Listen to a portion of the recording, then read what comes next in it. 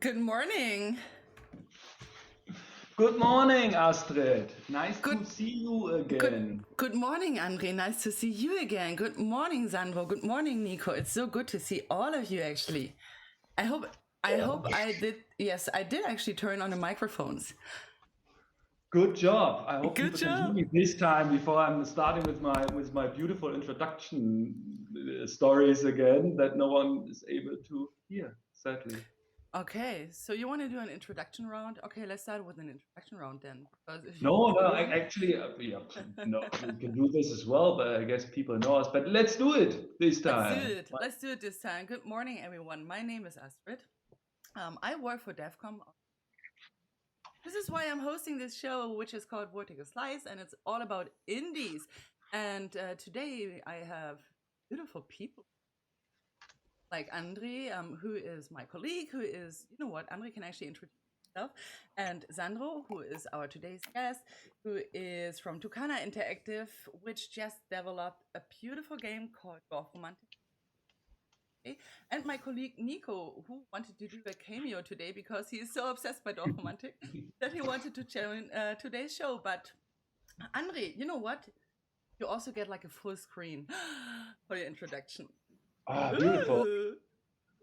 Yeah, welcome. Hello, everyone. I'm super excited for today because I mean we got one of the winners of this week. What happened? Oh no, stop! I'm so excited. Yeah, first of all, I'm André Bernhard. I'm happy to be Astrid's co-host again on this show of Vertical Slice, and I'm greetings to all the beautiful people in the chat that are attending our little talk here, and especially our special guests today.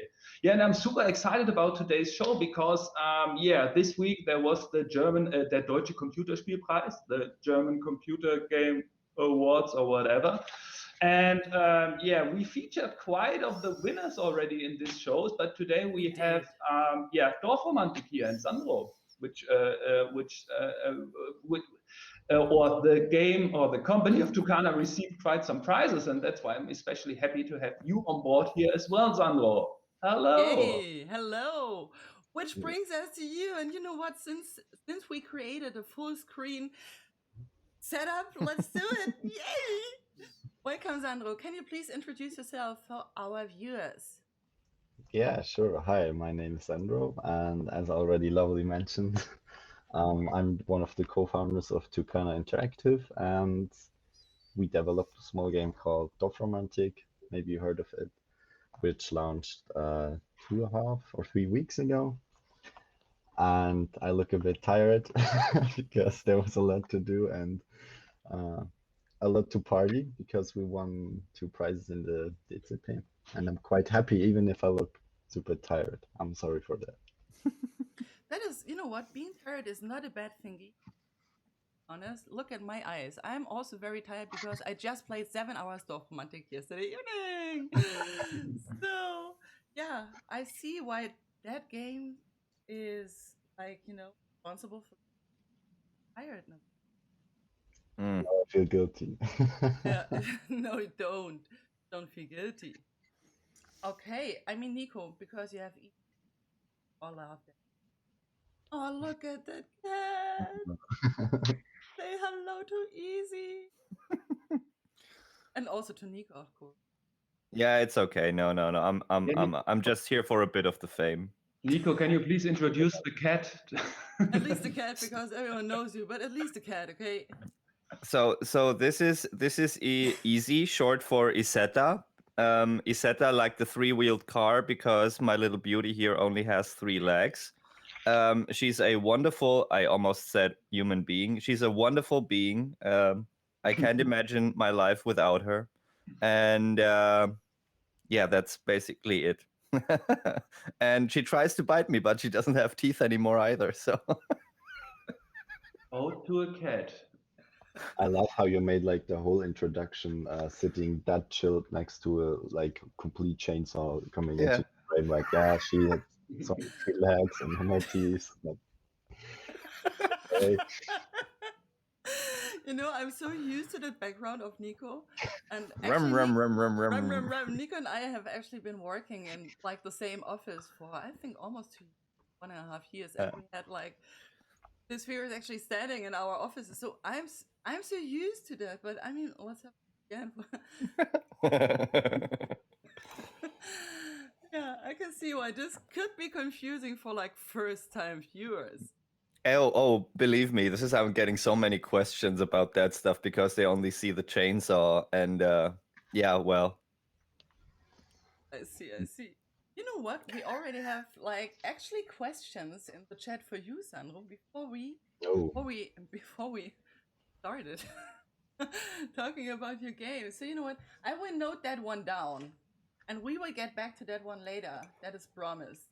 But first, we actually want. Yeah, André, what is? No, I'm supporting that. We come to this in-depth questions on the game and how these kind of high scores are even possible. 10.8 million? Are you fucking kidding me? I mean, Yeah. I want to know that too. So this is why I'm noting down that question, like how to reach a lot of points. Yeah, so that's quite easy to answer by cheating right now. So we use the official feature from Steam for the leaderboard and how we handle that. And it is known, it's not the safest and not the best tool. So we're currently working on an own tool how we could handle the leaderboard and maybe like daily achievements or activities inside of the game for all the platforms, and not only how it is handled right now where we use the Steam leaderboard API, because as you can see, it is actually, I should not even really advertise that, but it's quite easy to cheat yourself and you actually don't even have to own the game. So their web API is, let's say, a bit rough in terms of that.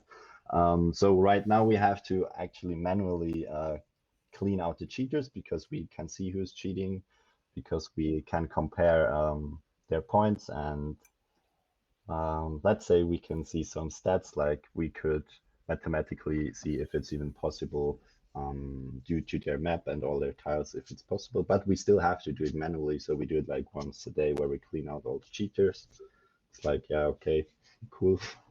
But they're actually people in the, we call them 100K club. So there are actually a lot of streamers who are above 100K points. I think last weekend I watched some and they are at around 140,000 or 150,000, which Jesus is crazy. Christ. They have like runs. I reached 6K yesterday night, and I was like, oh yeah, that is actually quite good.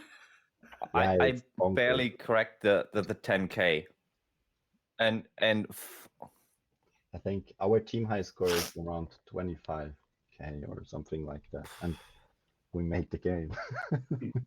But now you spoiled the cliffhanger for the question that we want to attend people for until the end of the show. Now everyone who is asking about points already knows what to do about cheating. Yeah, maybe you explain the cheat and they don't know. Definitely not. You know what? Yeah, but there are also like just if start the stream again. Oh, sorry. I just was saying, if there are people interested, we also can go in detail, because there are quite a lot of cool tactics that people develop now, because it's out for 2-3 weeks. Later on. Later. Stay with Tell me us for more. amazing tips and hints about achieving, making a better person, being higher ranked within the high score and everything. Yeah, Yeah. and staying relaxed. That is like, stay relaxed while playing. Yeah. Uh-huh. Oh, your strong suit, right? Too soon? Uh-huh.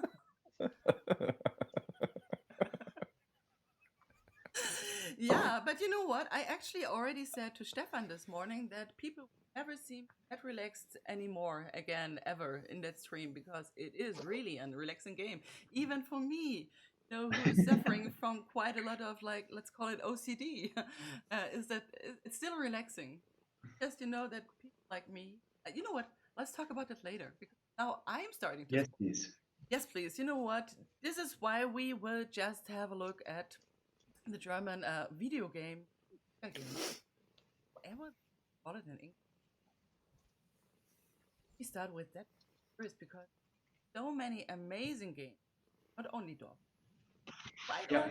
Also amazing games here. And as André said, we also had some already in our show because André and I have a quite good, like, no, we know who we should invite. Yes. Yes. Yes. We're doing our job. Haha. So that's why I actually, or let's say, a pros a little. Yes, great. Share the winners with us. I share the winners. Now that I'm in full screen mode, I can't see you of the screen and more, but I think I'm sharing the screen with the chat, guys. Right? Yeah, first of all, I mean, before we jump into the winners, how did everyone like the show so far this year? I mean, it's the second time that it happened online now. We all miss out the great gala and gathering and cheering up and meeting everyone else in person. But I mean, now it's a different concept, and it looks like it's more and more people are going to watch this and see it. And how was the show for every one of you? I'm curious. I mean, I think that Sandro should start because No. they have been nominees. It was your first BCP, right? It actually was my second one. I won once 2 years ago, with a smaller project in the newcomer category with a prototype with a VR game. So yeah, I also even have because of that I have the direct comparison between an online and an analog, or let's say a non-online event. So I obviously would prefer if they were not online, but I mean, Yeah. of course, we have to deal with it and make the best out of it. And we also try to, because two of our team already won once in the DCP, we try to give the other twos a bit the spotlight to shine. And I think they enjoyed it, yeah. And also like Luca, one from our team, who did like all the talking. He was a bit nervous, but I think it was really cool, yeah. And in general, I liked it. I mean, it's maybe the humor is not always my type, let's say that, but it's fine. I mean, yeah. I remember 2019 was a bit over the top when it comes to humor and stuff like that, right? Because that was actually the award with Ina Müller. Wasn't Ina Right. Müller hosting? Humor. Humor. Yeah, that was quite an interesting show. I remember. Oh, I was on site. I actually had fun, but I can see why so many people didn't. Quickly, it was Tower Tech, right? That was the game. Won 2019. We won 2018. It 2018. was. I was in the wrong Yeah. year. You said 2 years. Oh yeah, I'm still in 2020. My bad. I'm sorry. It was. I think probably because of the newcomer category, they put maybe all in the winners. It's a bit different there because everybody's a winner there, right?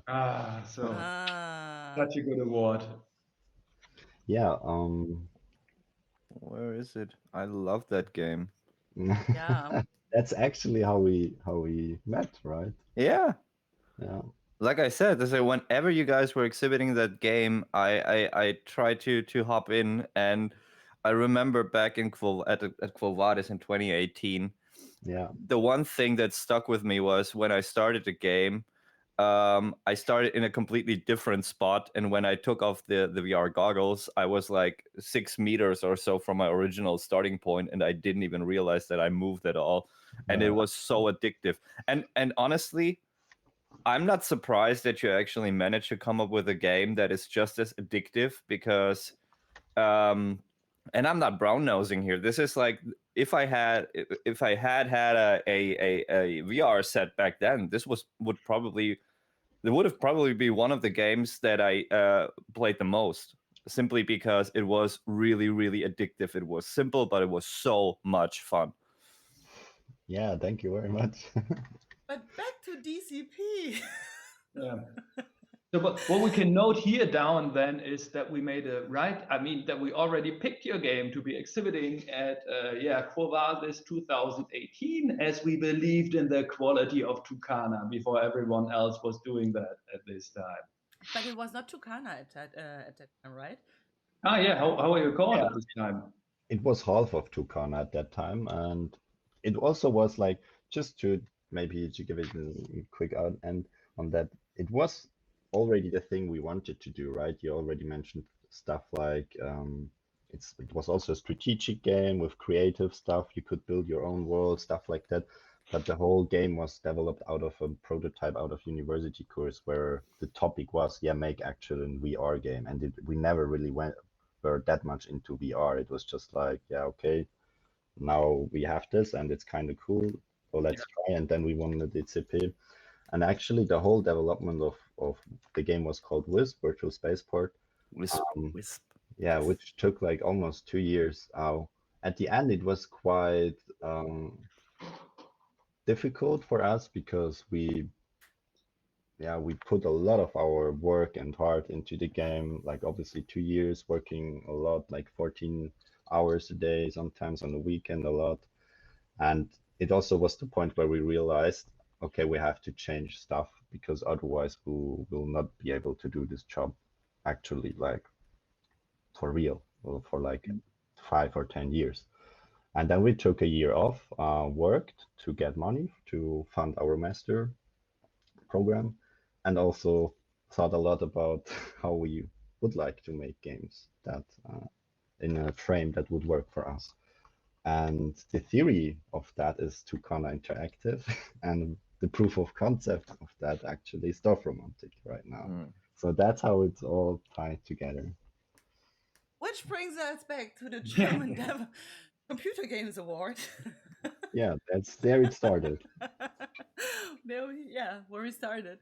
You see, we are so obsessed that we started talking about you and the studio and the game all the time, no matter which topic we actually try to start with. Back to the DCP. Nico, Yes. have you watched it actually? You didn't, right? I'm just not a big fan of award shows. It doesn't matter which. Like I said, I watched the highlights and I followed the comments on Facebook, and I mean the feeling that I got so far is that the show itself improved a lot. Yes. In comparison to the previous years, and I'm happy to hear that. And I do think, I mean, we talked about that before and after the German Developers Awards, and I mean, obviously, I think there weren't that many surprises because the lineup to a degree was the same, and I was really, really happy to see that it was a super, super, super strong year for German games. And again, in comparison to the previous years, there were no titles where you said like, okay, this is you need a winner for every category, kind of, you know. And I don't want to downplay stuff, but compared to some of the previous years, the lineup was like super strong. And I mean, just look at the winners of this year, and it's great to see how the bar is rising, and you know, to have this continuation, to see that, you know, stuff is happening. There is a lot of creative potential, and when you give them the resources, cool shit is actually being created, and I love that. Yeah, absolutely. You know what? I think that actually those kind of award shows, both the German Developers Award as well, but they both work actually like digital online. Yeah, sadly to mention for those people who are usually visiting it in person, because I mean, for everyone who's attending it and having fun, celebrating with the winners in person, having a drink, dancing together, and enjoying life in general, that's a good thing. So for all the regular attendees, I would say it's not a good thing right now. But for everyone else, like having everyone being able to just stream it to their home place, which could usually not attend it, it's a very good thing in the end. Yep, it is. And I found it very entertaining. here, and I found that both like Barbara Schöneberger and Uke Posset, I found them so funny, and I found It- they worked. It worked out pretty good with them as a rating team. Actually, you have to give this was a super solid choice to have Yeah. like Barbara Schöneberger and Uke doing this stuff together, because on the one hand you had like the more casual entertainer qualities of Barbara Schöneberger, I would say, but combined with the knowledge of Uke. Which is very good, because I mean, usually you want people representing your games or the audience that also know a bit more about games than just being able to look good on a screen. Absolutely. And as you just said, Nico, there have been so many strong games, and it's so good to see that there is such a strong lineup actually. And I found it very hard to actually decide which game I wanted to win at some categories, because there are some games that we already played and which I really liked, and at some categories I was not disappointed, but like, oh, I have wished the other. Let's hop through the categories for a second and check who was nominated and who got one win. I think that's the. I think the nominees are not shown, but not. I have the nominees here. I can tell you depending on the category on my other screen, so Okay. I can help you on that. Want to go Insider through info. For all. So let's start with Best German Game. Nominees were Cloudpunk, Desperados 3, and Iron Harvest. And as people that are following us for quite a while might know, I already played Iron Harvest in the Vertical. I think in our very first Vertical Slice. And I am personally, I am a huge fan of the game. I just love it. And didn't play Cloudpunk yet. Have trailer. Very much like the trailer. Very much looking forward to game in summer, right, André? Because I think yes. is going to be one of our guests in summer. Definitely. We were talking with Ironlands way before, because we wanted to have them on the show quite early on. But Marco is super successful with this title at the moment. And with a lot of success comes also a lot of obligation of being available to other people and everything. But he will join us sooner or later. This summer is planned, and we're very much looking forward to have Cloudpunk here on the show as well. And Desperados, I mean. Especially what I always need to point out here is that, I mean, Cloudpunk, compared to all the other studios, I mean, it's primarily Marco Diekmann who is doing that with a bunch of freelancers. And that's quite a difference to like King Art and Mimimi Games, who are, I mean, regarding the size, I can't remember how many people are working at King Art right now, but it's more than 10, 20, 50. I think it was something around 80 to 100. Yeah, it's quite a number. And I'm not sure about the Mimimi numbers, but I think they will also, we are not talking about the typical indie studio anymore when we come to the budgets and size of King Art and also Mimimi Games. Right. Next one, Best Family Game. Oh, look who is nominee. Curious Expedition 2. Never played that one. Can't say anything about that. It's really cool, actually. Yeah. Oh, you played that one? Yeah, I played it for the DEP. Oh, and it's really cool. I didn't play the first one, so for once I cannot compare both of them, but it's a nice mix between, you know, like you have this Hexfeld map where you move your unit. Basically, you explore an island, and then you have like a couple of turn-based battles and very peculiar art style. Yeah. But and pretty early on you have a couple of really interesting and creepy twists, and I haven't really played that much of. I mean, there's a lot of stuff opening up once you make it through the, let's call it, tutorial.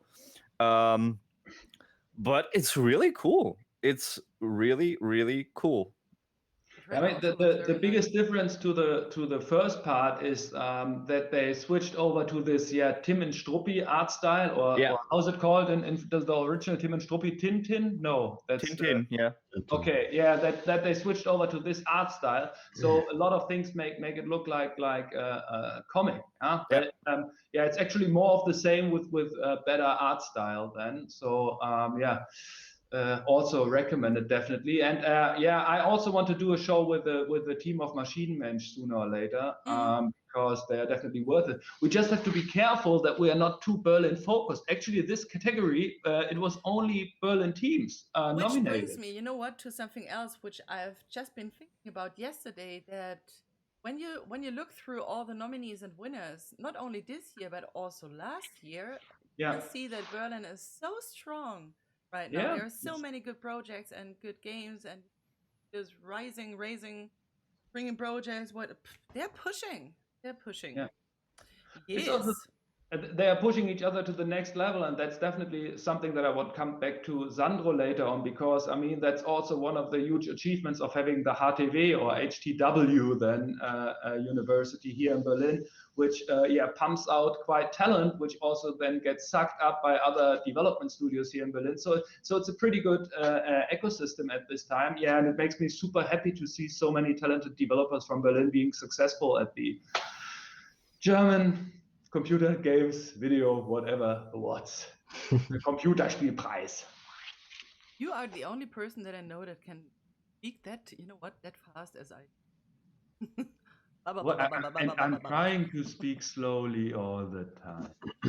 By the way, 937, I just read that I have some sound issues. I still have, I don't know. Tell me if it's still going on.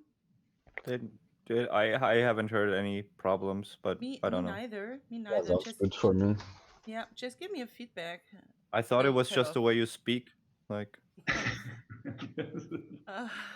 No, and you're seriously wondering why I just my second favorite colleague?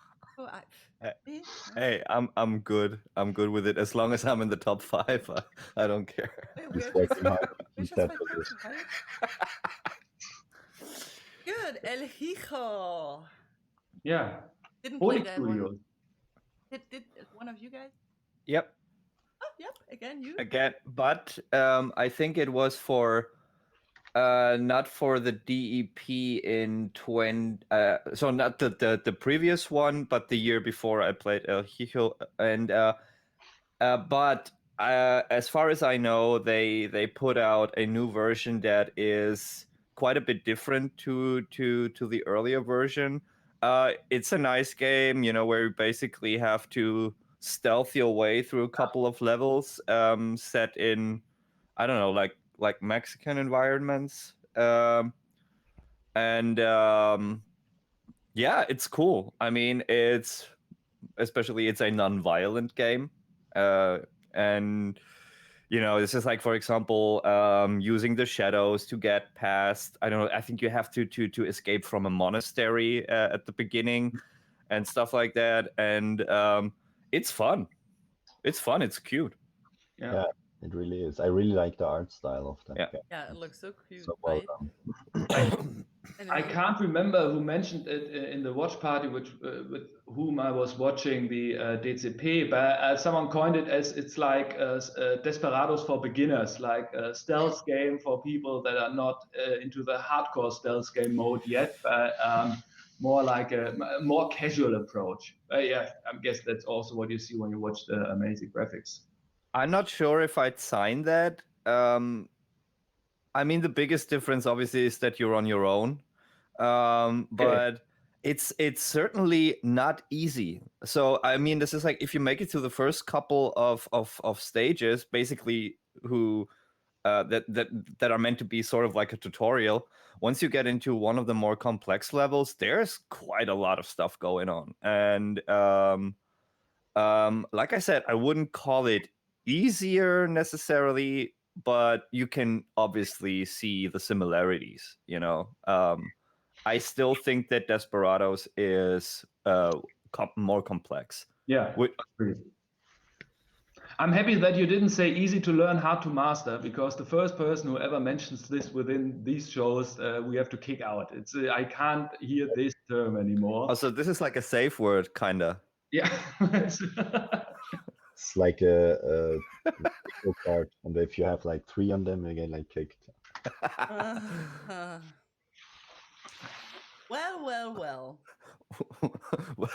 Well, this is a method actually that I think is. What was it? Shit, I forgot the phrase. Easy to learn. Easy to learn, hard to master. Zack, gone. No, we can spend a whole session on that, or maybe about games that are hard to learn and easy to master. That would be my new favorite games. Then definitely looking out for these ones. It's actually a cool tagline for a game jam. Yeah. Yeah. Next Nudum there. Hard to. No, let's get over it. Okay, next category. Best debut. Yes. Look who's there. It's DORFROMANTIK again. Yay. And we're not talking about you right now because we're going to talk about you later. And Penko Park, which I didn't scribble it. Any thoughts about this? Actually, it's. Sorry. Go ahead, Sandro. I had to admit I sadly didn't play them. I think I saw a lot of gifs of Scribble going around on my Twitter feed. So maybe I'm confusing it, but Where are they based? What's the team? Detach Entertainment. Never heard of them before, to be honest.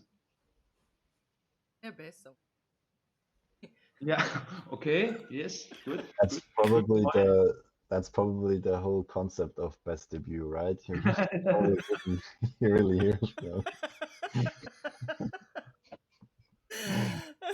Oh, but I mean,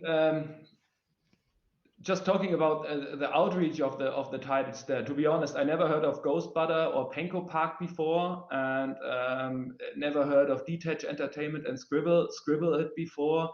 For me, it was out of question that Dorfpunk needs to be the winner in this category, simply judging by the numbers and being able to that I know this title already means, okay, there's some kind of visibility that you achieved, and which is not happening with the other titles, to be honest.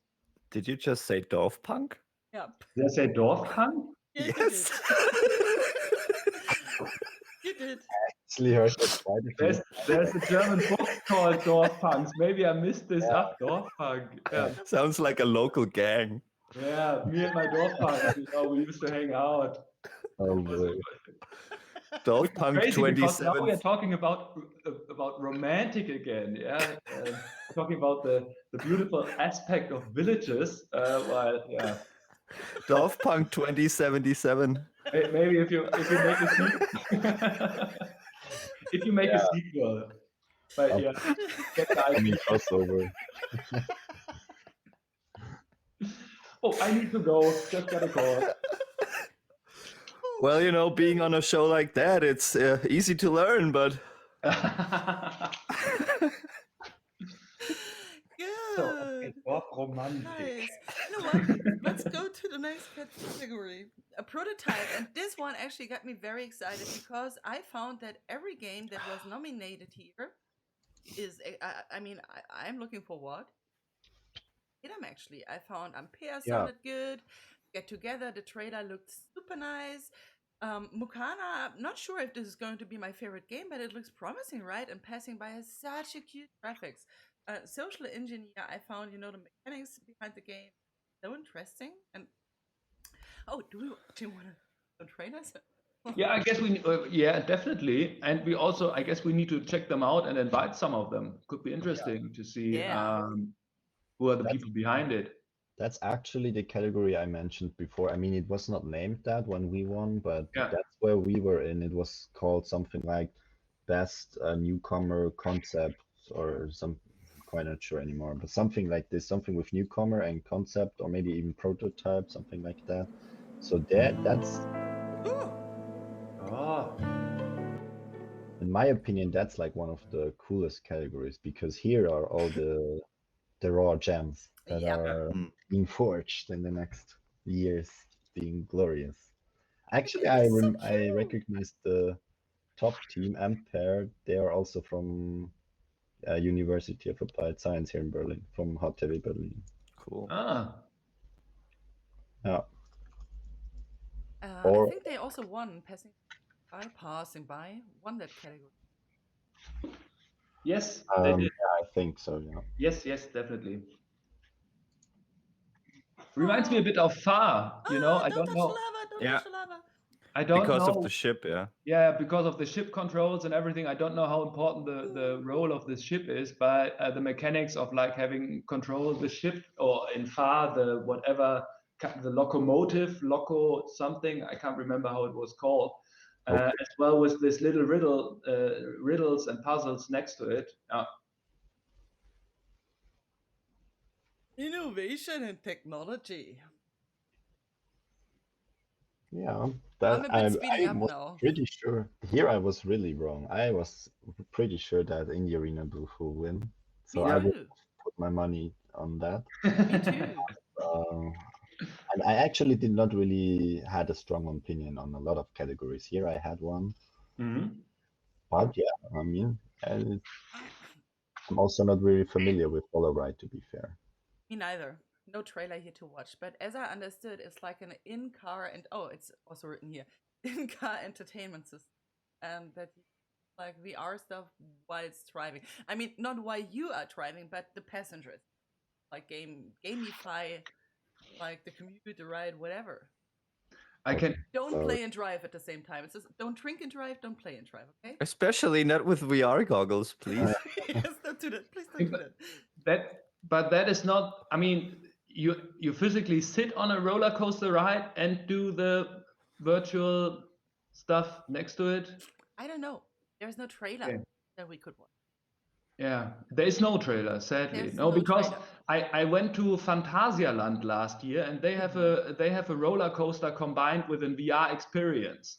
And actually, if you step into this into the building, it already smells like the vomit coaster because they have some issues with people getting terribly sick while doing this ride. And Surprise! I must admit, it's well done, but I was happy that the ride was over because I couldn't stand it that much longer anymore with this kind of experience.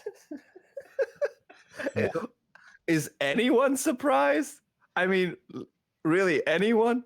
Nope. I mean, this is like people are, and I'm among those people. I getting real stomach aches when I actually stare at a screen or a book page while being on a car for too long. It makes me sick. Just imagining having the VR goggles on top. Yeah, 5 seconds. Phantasialand. Give it a try. Yeah, the roller coaster. So, next category. Back to vomit. Let's talk about games, okay? What is the best aesthetic? Best in-game world? Yeah. Game World Aesthetics. Yeah. Cloudpunk. Cloudpunk actually won that category. I Winning didn't. over whom? Yeah, Cloudpunk against Desperados and Penko Park. Okay. Penko Park. Yeah. Yes, solid choice. I mean, feels like the game, especially when you take this view where you have this in-seat view of driving around. It feels like the Fifth Element, the movie coming to life, a bit more dark and pretty, but it's definitely a compelling world that I can see there. And now here's a crazy idea. After you said Dorfpunk. Cloud romantic? No, yeah, either Cloud Romantic. I think Dorfpunk is really cool. We need a mashup, you know. The you know, similar to Can't Drive This, you know. Some people have to build the city with tiles, and the others have to do missions from the ego perspective or third person perspective within these. Huh? In ladies and a gentlemen, is Cloud Romantic style. How cool is that? Epic pitch. Actually, there's a game that was when I started out in this industry 100 years ago. I was sitting at Sony when they released PlayStation 1. There was a game called A-Train Global Evolution. I'm not sure whether anyone knows this game. That was for PlayStation 1, and it was one of the few games that you could play with mouse. And they also had this thing. Actually, it was like a SimCity, a city builder mashed up with Transport Tycoon. But the good thing was, in the end, you could sit in your train and ride through your city and take a look at all the amazing stuff that you had built. So I'm definitely sold by Nico's idea. See? Now I just need a development team, funding, and any kind of experience. Yeah, 937 just mentioned So in the chat easy. that he would actually buy that game that you just pitched, Nico. One He would copy buy your sold. game. One copy sold. And good morning, Alpha Dackel. Nice to have you around. Yeah, but you know what? I really want to speed up a little bit because I want to play, and there are so many categories Yes. There are left. not so many categories left, or? There are so many categories still left. So, best game design. We have Iron Harvest, which we have played here in the show, which I love currently. DORFROMANTIK, which we are going to play in very few minutes. And Resolution. So I know that Resolution the trailer was FSK 18, so we can't watch it because this is not an FSK 18. Oh, really? Yeah. It is kind of like whatever, bloody. Yeah. Yeah. Everyone is able to Google it. Everyone's able to Google it. We're going to play DORFROMANTIK, so we're not going to watch the trailer, and we already played Iron Harvest, so let's go to the next category. Nice. So I assume we should not play Mortal Kombat here on the stream? Not if it's not I mean... Fatality. Move on. Nothing to see here. Nothing to see here. Best serious game. Wow. Yeah. FWESI.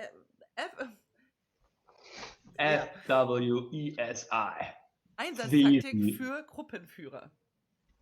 Same thing, right? Hidden Codes and Welten der Wertstoffe. I think Welten der Wertstoffe 1. Right. Right. And remember, and they have been so happy. I remember they have been so like they teared up in the street. It was very cute. You guys want to watch the trailer? Mild excited. Yeah, sure. Okay. Just another 2 minutes less from me playing DORFROMANTIK. Yeah, because you won't play after that. Fine. Hey, have you heard about the new Werkstoffe? Yeah, I mean, we can actually... wird zu schlecht im Golf. Na schön. Wenn Sie mir unbedingt helfen wollen, dann seien Sie doch so gut und sehen sich mal meine Golfschläge an. Irgendwie habe ich das Gefühl, dass Sie alle they're really important, these games, to explore the variety of what we could do with video games a bit further. Yep. I mean, serious games, obviously, this is more like an education. And maybe you can repeat it, because you know what? When the sound of the game is or of the video is on and you start talking, it's very hard to understand. But I think you said something good. Maybe you can repeat it again. Yeah, I was mentioning that, I mean, obviously it's sometimes a bit funny seeing these categories next to the others, but I think they're actually really important, and it's really cool to have that they have their own category and obviously get rewarded by that and get a bit broader spotlight due to that. Because as I mentioned, I think it's quite important that we explore a bit further what we could do with video games, stuff like gamification, and obviously in education or schools, stuff like that. I think it's really, really cool. Now I feel bad for not being excited, but yes, you're totally right. Yeah, I mean, it's fine. You don't need to totally scream and be excited. I mean, that's not the emotions that are triggered in me as well, but I can respect it, and I think it's really important. And by that, I think it's good that we give them a fair share of time or visibility and stuff like that. And quite some money. How is this? How much money does it get? 35,000 euros. Okay. Yeah. Yeah, but that is very important, especially because it is, as I remember, if I remember right, it is also like a student team actually developed. Yeah, from Cologne. Right? Yeah. From Cologne. And so the money is well spent here. Yeah. Yes. 2 proper parties. Yeah. Best mobile game. I very much loved About Love, Hate, and the other ones, but I found the concept behind Polarized very cool. Was the winner, right, André? Yes, it was the winner, and I mean, you definitely have to give praise to. I have to read the name because it's always Marcel André Casola Merkle, which is a Casasola Merkle, and the Coding Monkeys, and they are delivering super great stuff on iOS since years. I mean, they are always like super innovative, using the latest hardware features, and very creative. So this is a well-deserved prize for them again, because I guess they collected some already. As I understood it, the game works like you actually take pictures with your mobile, and then it gets like gamified and get put into the game, and you can create your own game world with that, right? Like when you take a picture of a door, you get a door in your game. Yeah, right? It works somehow also with machine learning, as far as I understood it, that there's something like picture recognition working on, and to being able to actually just not use the image as a simple gimmick or asset, but also, I mean, delivering the context into the game of what is what you actually shoot the picture of. Crazy. That sounds actually cool. And I mean, there's just check out the games from Coding Monkeys, because they also did a very nice game on the Apple Watch, where it's hard to see like creative game concepts, and they are doing good stuff since a while. Yeah, that's good to know. Maybe a person here is looking forward to do mobile. Hint, hint.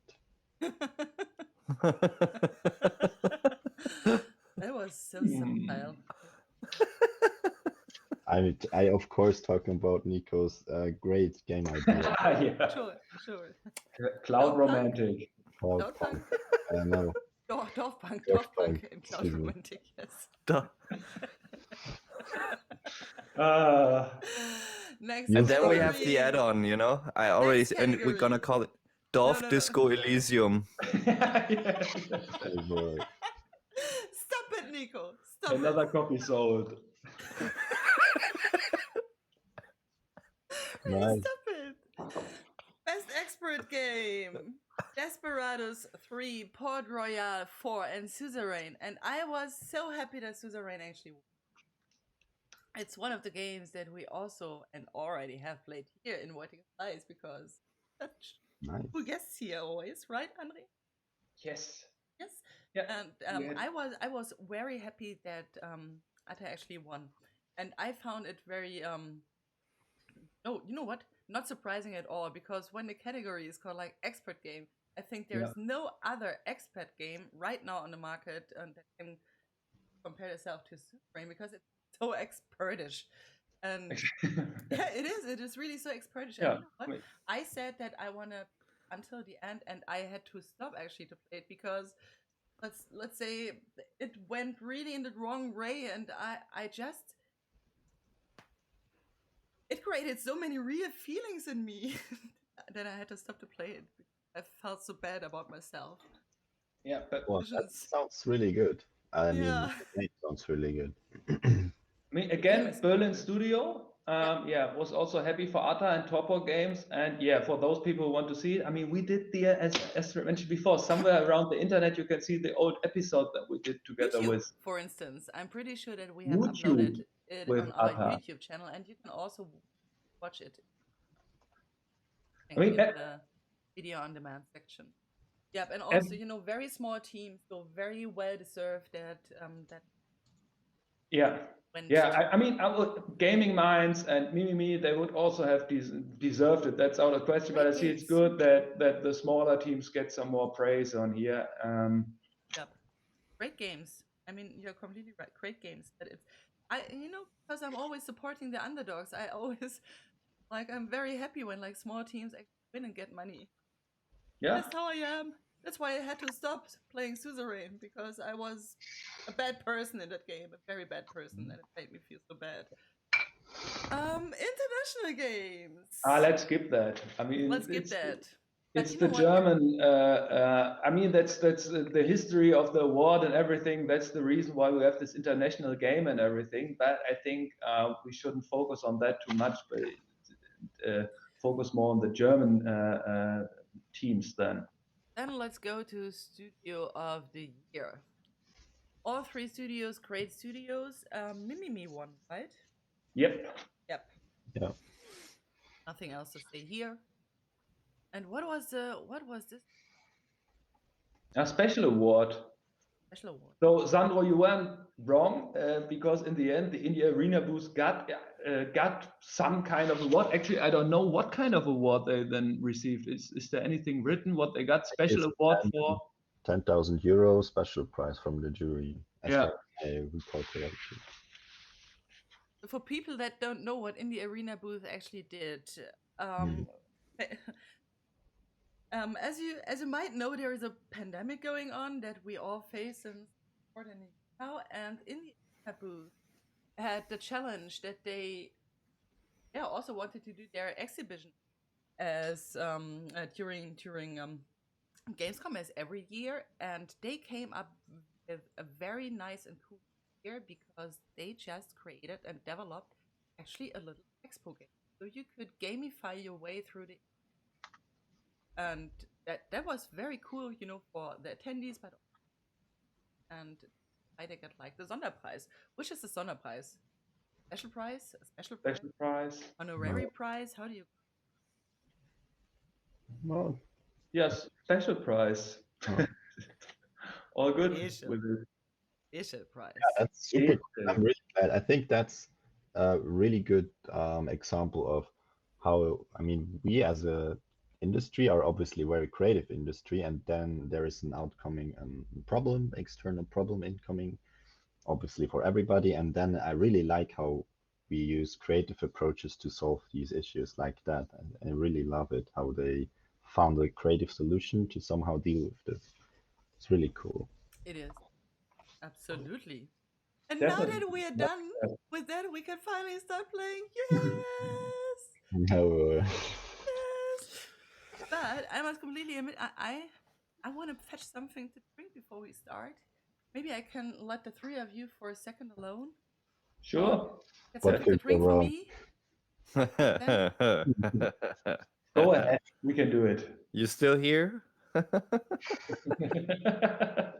Oh man. So, Sandro, tell us a bit about DORFROMANTIK. When did you start working on the title? Yeah, so actually the very first prototype of DORFROMANTIK was in the Ludum Dare game jam in April, somewhere then around, because that was the time where we as a group, as Toukana Interactive, knew, okay, we want to do games, obviously, and we had a plan on how we want to do games from a system or a structural point of view. And then we were wondering, okay, what will be the proof of concept, like the first game we actually do? And our approach was, we did a lot of small prototypes, working on them like each 2, 3, sometimes 4 or 5 days. And then in like 2 or 3 weeks, we had like 10 prototypes, like really different games.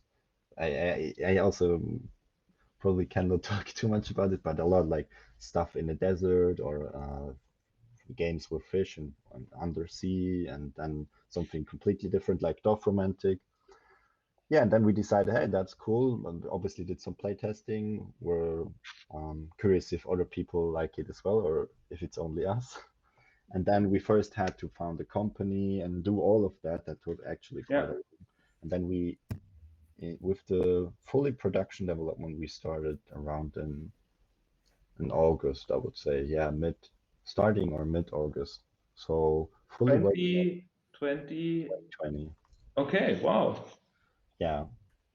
Yeah, because I mean, one of the principles that we actually try to establish in Toukana Interactive, how we want to do games, is we want to have a production cycle from around a year. So we would like to make games in a year, or not.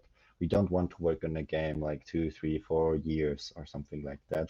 If it is successful, and then there are other options upcoming, like right now, where we maybe talk about porting it to another platform. That's okay, that's something else. But in general, that was the feeling.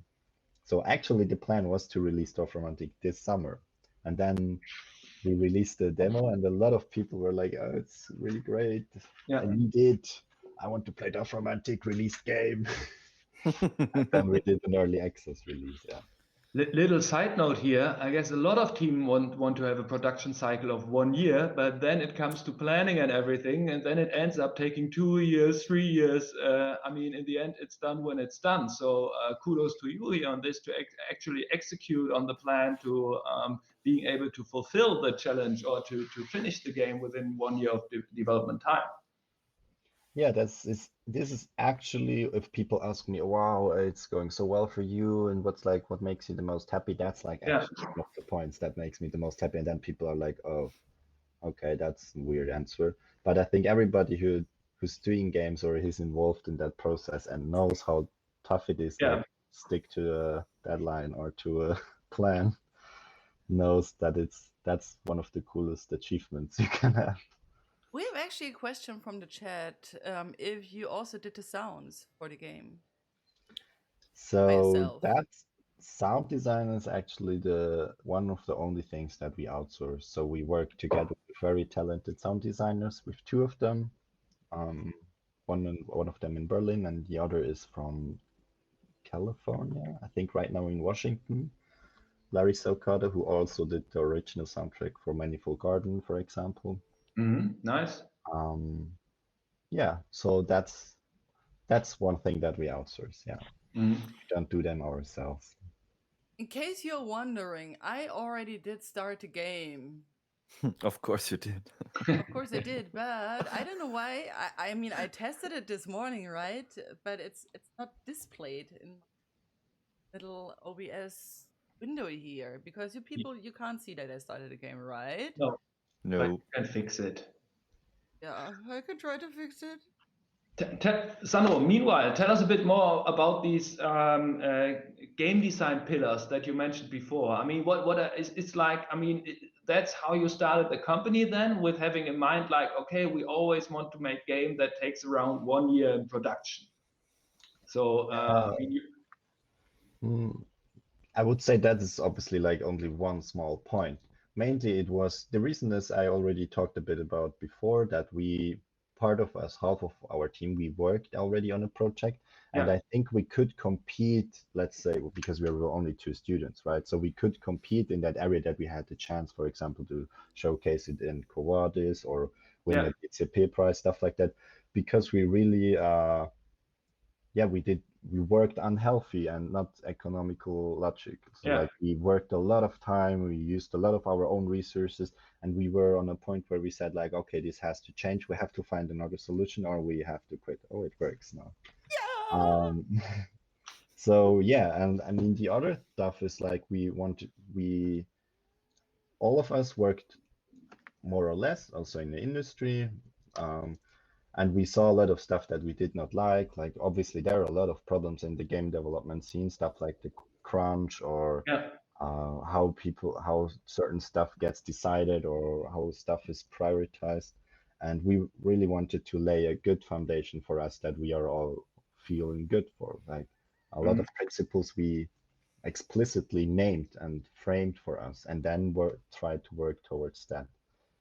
And game design pillars in specific is just a help for us to have a vision for the game and also stick to it, especially if it's difficult to make certain decisions. So for example, we tried to have 4 main core design pillars for DORFROMANTIK, which were like minimalism.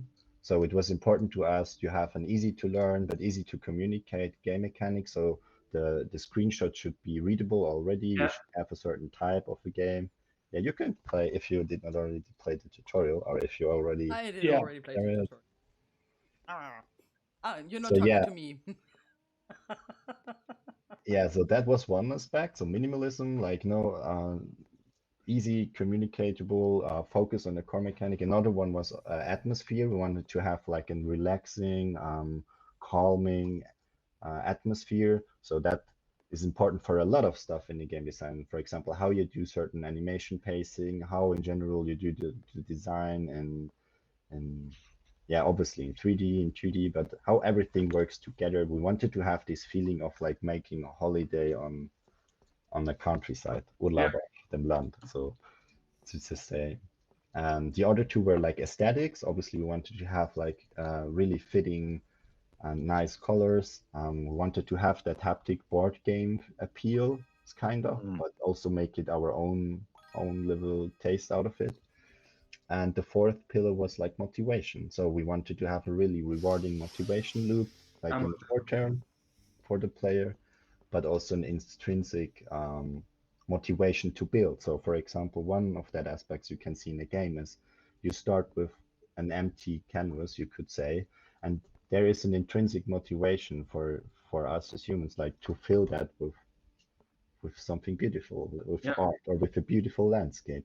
And even if you're not planning to do that, we try to design the game in a way that if you, for example, fully play for points and high scores, the world still should look somehow beautiful, or like an actual world and not weird, whatever.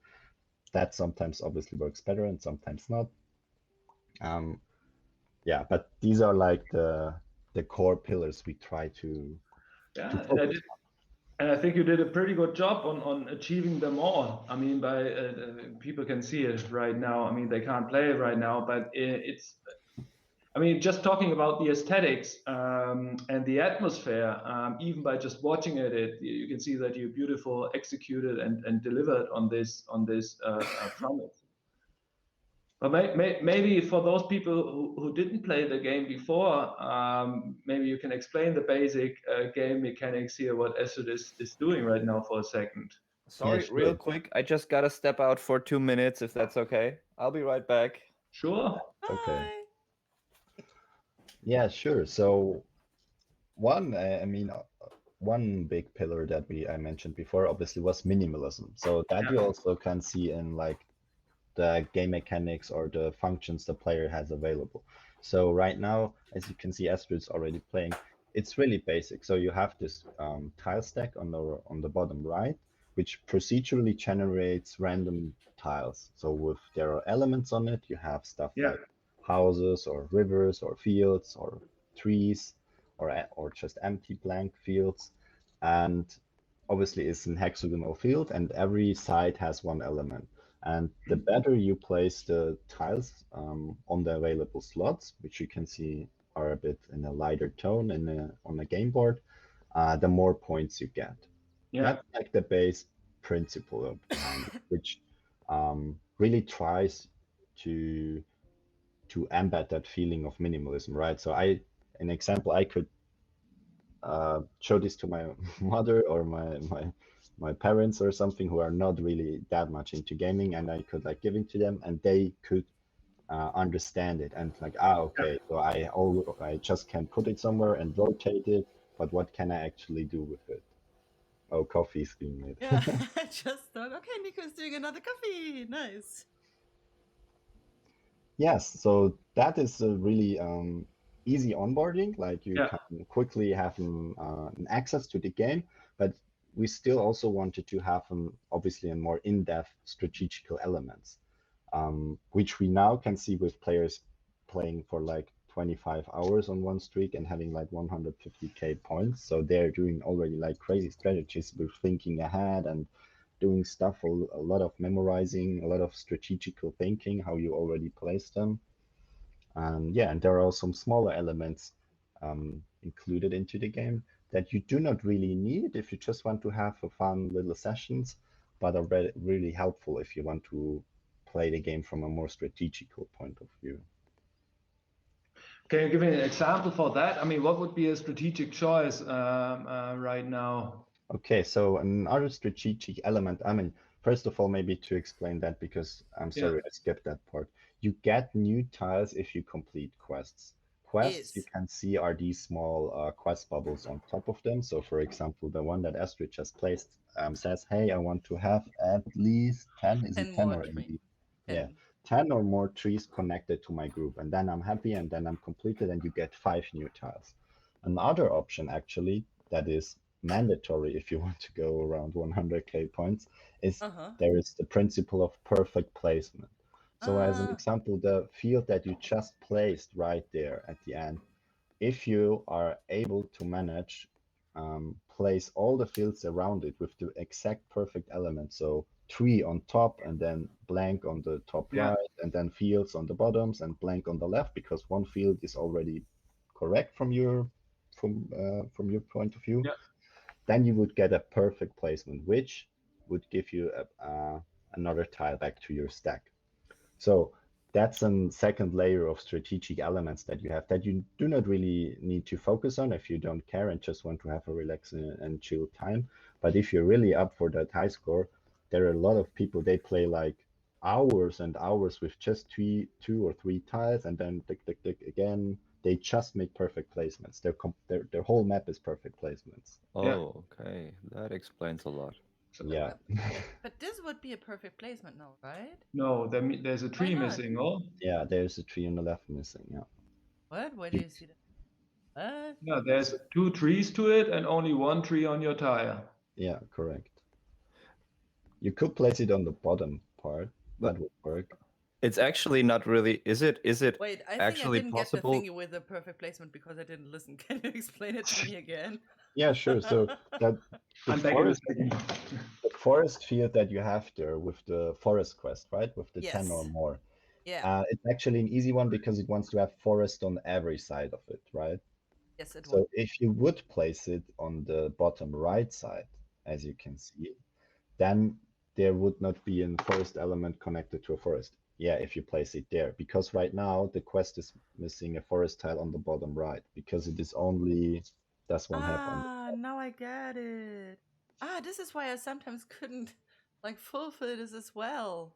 Yeah, but as you already can see, we're trying to work to make this a bit clearer, because right now you have that highlighting indicator. So if you hold the tile to it, you see, this group gets highlighted. If I rotate it like this, yes, you see, okay, this is being connected, but it's still a bit, yeah, rough, I would say, or potential. There is potential to improve that. So the highlights, those shimmering edges, is this? I thought in the beginning this is just showing you where you can actually. Yeah, that's correct. Yeah. Place stuff. Okay. Yeah, that's right. Right now there is no indicator for like, yeah, that would be a good point. Yeah, because then you have 2 edges with forest. Perfect. There is no perfect placement indicator right now. That's actually a feature we're playing with right now to see if we want to do that. But to actually trigger a perfect placement, one tile has to be surrounded by other tiles as well, right? So it's gotta be. You cannot just put one tile at the edge and then it's a perfect placement for that one tile you just placed, but only for the ones. Yeah, it depends. I mean, if there is a ring or a circle, something like that, because that's stuff people build ahead, and you place it exactly the correct tile in the center of the circle. Yeah, yeah. But then that's what I meant. But then this tile that you placed would already be surrounded by stuff. Yeah. But when you put it at the edge, you still need to place other tiles around it. So okay. Yeah. A perfect placement is happening on the very moment when one tile is fully completed or fully surrounded by other tiles with the perfect matching element. So Lina just wrote in the chat that getting 7 perfects is so satisfying. And 937 mentioned that the stress level with 1 pattern left short before your personal high score is so damn high. And the feeling when it fits perfectly and you get your new cards, good cards, damn, yeah, this is a good gameplay. Yeah, that's actually very true. Yeah, shout out to Lina. She's one of the crazy streamers who's doing like a lot of points. I think she's when I saw Weekend, she was, oh man, I hope I'm not doing her wrong now, but something like 80k points or something around that. So she can tell you a bit how it's done. She can probably play it better already than I do. Show off. Maybe you can call me. How does it work with I'm curious about the balancing. What's the regarding? I can imagine that the that the tiles that spawn next, they are not completely random. I mean, is there like the perfect opportunity always, or how important is the element of randomness within the gameplay? Yeah, so we already received some feedback there for the RNG. Yeah. Right now, it actually is fully RNG, so it's fully random. Okay. We have some system where we could say which elements, or specifically also which element combinations should have a lesser possibility to spawn or more. So that's in a way where we do some balancing, because, for example, we just recently patched out there were a lot of sharp corners for rivers or train tracks, which are super difficult to find good stuff, and also it starts to look a bit weird in aesthetics because you always build this snake, snake looking. Don't know what you mean. Yeah, but No idea in what theory, you're talking about. yeah, it's looking good. That's also an important point. We don't even want to interfere too much into the RNG, and like, yeah, we don't really have these mechanisms played in where we save a player or he really needs that last tile and gets this one. So all the cool moments, but like also the, oh man, I really wanted the under ones, they actually are random, but I think that makes them then also more valuable. Yeah. Okay. But I mean, that also means that not with every run it's possible to achieve, like, I mean, you have to have be in a lucky moments with doing the right placements as well as receiving the right tile to really hit on the high score. Yes, of course. So of course, you are always somehow dependent on what's getting generated. But I mean, in theory, it is like with a lot of games that have also some RNG factor in it. If you're good at it, you probably will get to these points a lot. Because at the end, yeah, that's one point but it's more important to understand other concepts like having strategic plan or think ahead or remembering the systems. Yeah. I had the chance to see one of the Sid Meier talks at GDC some years ago, where he was talking about random number generation as well, and he was telling like, yeah, because not everyone is familiar with really random number generation and what this means, especially when you're talking about civilization units fighting against each other, where you think the outcome is sure, but so in the end, he said he bended a bit of the real random number generation just to make it more feel like the player expecting it to be. I mean, that is just the thing that you mentioned with like changing the randomness of sharp turns within a river just to make it more easy, not placeable, but looking more lovely. Let's say it like this. Yeah, but that's actually exactly the correct point, because as you maybe recall correctly, another pillar that we said was like it needs to be at aesthetics, right? It needs to be visually pleasing and atmospheric. And then it's always that dance between the raw core mechanic from the balancing, from the numbers, from the system with the aesthetic. So you want to have it to look like this, but you also obviously want to have the RNG freedom to create new situations every turn, every game. And that's always a bit feels like a dance. Are you actually tracking any kind of metrics regarding the balancing? I mean, can you check out, okay, what is the average river that people are building in general, or what's the town size? I mean, what's the base that you're picking for making your balancing decision then? Yeah, right now we're not doing that for the public build because we think about including that, but we have to obviously do some privacy stuff first where you have to opt in or opt out. We have some internal testing stuff, and there we do this on a rough basis, but not really crunching the numbers too hard on that. Yeah. It's also really difficult to do because a lot of times you just have this like gut feeling, and then we play obviously a lot our game, and then I mean, it feels just too train track heavy, so it also looks not good. Let's see, change a bit this or that. Yeah, and as I said to you before we started actually the stream, for me it is already very hard to play like a purple Kid on a yellow. I can't. My inner OCD is like it's so hard. Ah, But that's a perfect fit there, or? Yeah, that would be good. But then I got the pink edge there. Okay, I will do it. Yeah, but it's actually, I think you're talking about a really interesting topic, because we can see two bigger player groups or player types that are playing DORFROMANTIK right now. And one of them is like we already talked a bit, is sort of like the competitive aspect. Yeah, I want obviously to have the highest high score and want to play on and on and on and on. I think that is already quite a cool game for them. We obviously want to improve that a bit further, maybe have a quick mode where the runs are not that endless for the poor streamers, where they always have to have like 25 hours of one session, because that's a bit ridiculous. But the other part and the other player type that we see are players who just want to have like that really, I want to play the game exactly the way I want. For example, they all need to have the yellow fields, need all to be to the yellow fields, or I don't care at points at all. I just want to build it beautifully. It needs to look good. I don't care about points.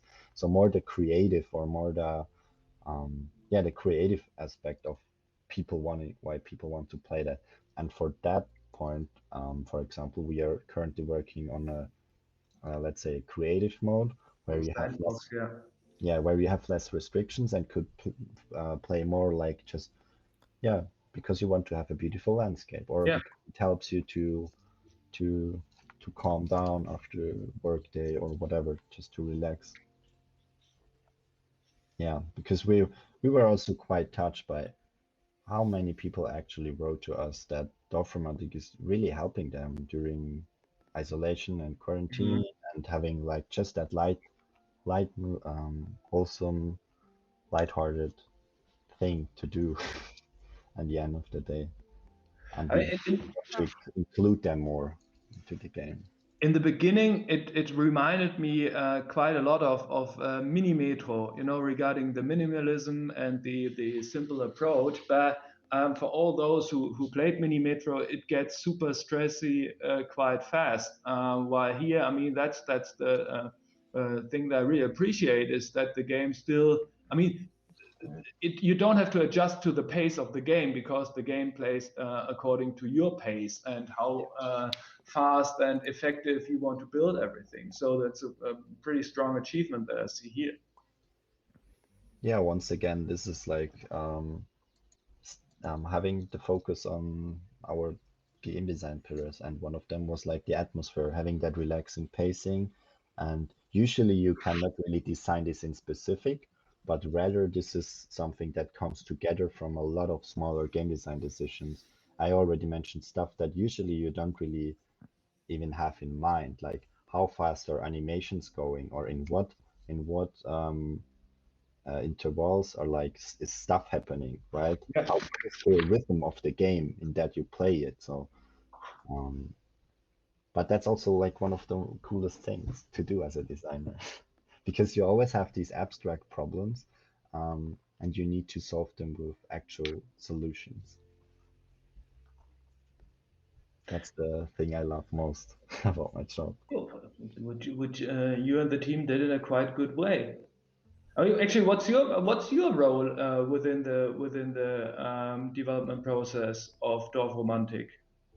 Yeah, so I think I'm a good prototype for an indie, somebody who's working in indie sphere, because my background actually, I'm a software engineer. Yeah. Obviously started studying game design at the HTW Berlin, where I just fully did art. I didn't program at all, like obviously stuff, but I just did 3D. I did a lot of special effects, 3D animations, 2D concepts, UI and UX design, a lot of that. And right now, for Toukana Interactive, because the game I mentioned before, where we were just two people, I did all the art and Timo there did the whole programming. And right now for Toukana, we switched a bit because we expanded our team with two very talented artists, and we have a bit more demand in the programming aspect right now. So I try to help a bit more in the programming, or do UI and UX stuff like that. And we do the game design.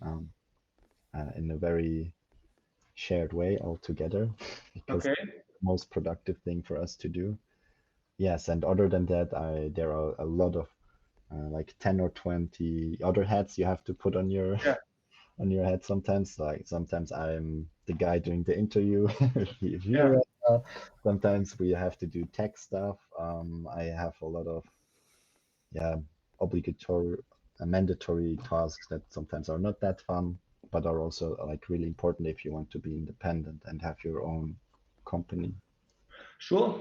But generally speaking, you could be the Swiss Army knife at Toukana regarding your skill set. I mean, then you're able to, you could play at least every role a bit. Yeah, that's actually funny. We sometimes talk about it because I'm actually Swiss. Yeah, but they are all a bit, we are all a bit Swiss Army knives. And to be honest, I mean, if there are people who are like interested in that type of thing, so, oh, okay, they did a game as 4 guys, that's cool. That's like, you need to have that. You Yeah. cannot be super specialized on one thing. I mean, you could, but then you cannot work 1 year on that game. Mm. Also me, then I think that's one of the very important tasks or skills you need to have is like adapting really, really fast to a new situation or a new topic or something like that. Like, oh, okay, now it's the next topic is, I don't know, taxes, company taxes and stuff like that. And Yeah. you Oh, my have to be favorite. really, yeah, but you have to be really quick in your mindset to adapt to that. Sure. I change like my job title 20 times a day. Like, you have to do this and then this and then this and then this and then that. Which leads me to the question, how important was it for you to do self-publishing in the beginning? I mean, was that always the plan? I could imagine that some people got curious about this title and were interested in publishing it. Yeah, so the initial plan was to have an independent publishing. Yeah. Not because we thought like, yeah, that's the best thing or the greatest thing ever to do, but mainly just to be independent. Like, okay, if there is a cool opportunity arising, we still could pick it. But if not, we would have a plan how we actually could do it and release it and finance it and do all of that without a publisher. That was quite important to us because we didn't want to hope for our luck, let's say, and be dependent on something like that. Yeah, but we're still planning to do it independently for the full release right now for hopefully mid-late this year. Yeah. And when we're talking, yeah, let's talk about potential ports. I mean, I guess the game design itself would work on, or the game itself would work on every platform. I mean, with mobile, I think it's a matter of making the right, designing the right interface or right controls. But I mean, in the end, it's sure this game must be available on all platforms. Is there anything that you can tell us already about it?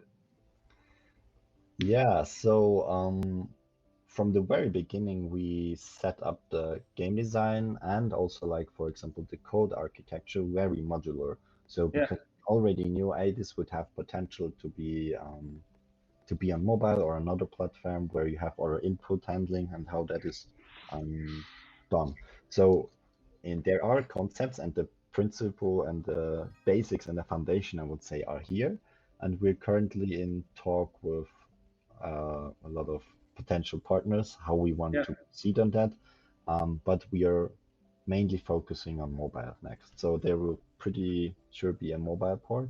Cool. Not quite sure on which platform exactly and where or when, but all I can say is we already start to work or having ideation and conceptual Yeah. phase right now. Actually starting next week. Another good candidate would probably be the Nintendo Switch. I can imagine Yeah. very well on that on a handheld. And yeah, other things are not planned right now, but Mhm. maybe we will see because there are actually it's not that easy to just say, oh, okay, port to mobile, boom's done. So it's not that easy. Yeah, it would be cool, right? But there are a few problems we have to solve first. I mean, obviously you mentioned one already, like the input. How would Yeah. you handle the controls? That is doable. We can find a solution for that. And the way bigger important point, obviously, is performance for mobile. You have to have a very, very solid performance, and there's a lot of potential for optimization. And that's like the main thing. We need to change stuff for that. Yeah. Yeah, still some work to do, I would say, but the party is over now. Now it's time to work on it again. Can you tell us a bit? Can you tell us some rough numbers of how many copies you sold meanwhile? Yeah, I can say. What I can say is we are supported by the median board. Yes, and you are paying back then the shake? Paying them back, yes. Okay. That's I can say, yeah. Yeah, maybe for those people who are not familiar with it, watching us, I mean, Median Board is one of the funding institutions here in Berlin that give out public funding. You can apply for that. If you get the grant, you get some money, and if you're successful, you have to pay the money back. If you're not successful, it's a free grant. Otherwise, yeah, you need to pay it back and then can apply again and get some more money. For how much money did you apply at Median Board? Oh, bro, I think 110 or 20. I'm not quite sure right now. Oh, okay. Or 100, something around this. Yeah. Yeah, I mean, first sounds a lot, right? But yeah, but I mean, that's the number that's the overall project sum, or the sum that you wanted from the median board? That's the sum we wanted from the median board. Okay, yes. Yeah. I mean, because all these numbers right now, also from the DCP, they always sound very cool, right? And people are like, boy, yeah, now you did it, you can buy a Ferrari or whatever. But I mean, that's like not how obviously not how it works. Even we are 4 students, so actually our life cost is pretty low, and we're like paying ourselves like rather Mindestlohn. So yeah, minimum wage. Yeah, minimum wage. So for No 4 Ferrari guys, for you. having like student life and student costs for that, like in terms of insurance or other stuffs, just being 4 people and paying that, you already need a lot more than 100K to feed 4 people for 1 year. And so that sounds always super cool first. But yeah, also want to say I'm really, really thankful that an institute like the Median Board or the Landesförderung at all exists. It's so important, especially for young teams and teams like us coming fresh from university, because you literally have almost no financial value that you can bring to the table. Because for example, we also had a look at federal like Bundesförderung. Yeah. Federal funding? Yeah, federal funding, thanks. And that was like already too big for us, because we cannot we don't actually have enough money to sit on the table and talk. Yeah, maybe also just to mention that briefly for people to understand is that for the federal funding, you need to bring the same amount of money in cash on the table to receive the other half of the cash from the federal funding.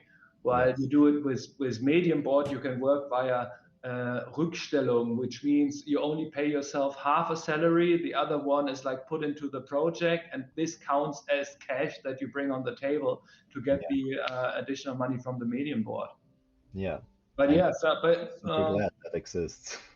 Yeah, it's definitely a good tool. And I mean, when we are talking about the games that got received awards from Berlin at the Deutscher Computerspielepreis, I guess all of them received funding from Median Board. Like I know Curious Expedition or Machine Ranch did twice. Yeah. I'm not sure about Cloudpunk, I guess as well. El Hero, Honigstuhl.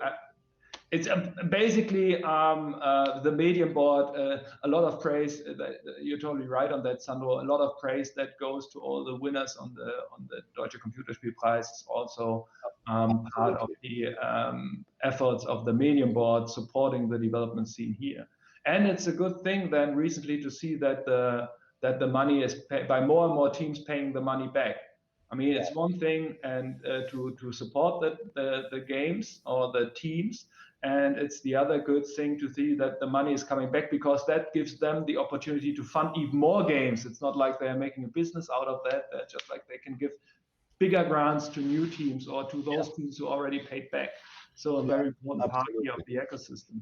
and don't understand me wrong, right? I'm very, very thankful that where we are right now, a lot of people have worked, literally have worked a lot in the last 10, 20, 30 years that we have that system that we have right now. But I also think there's still a lot of potential, like, to go. And if we could participate in a way to make that system better, then I'm very happy that we can contribute something. And even if it is, hey, look, it's working, like these guys got the money and they paid it back like in the first year.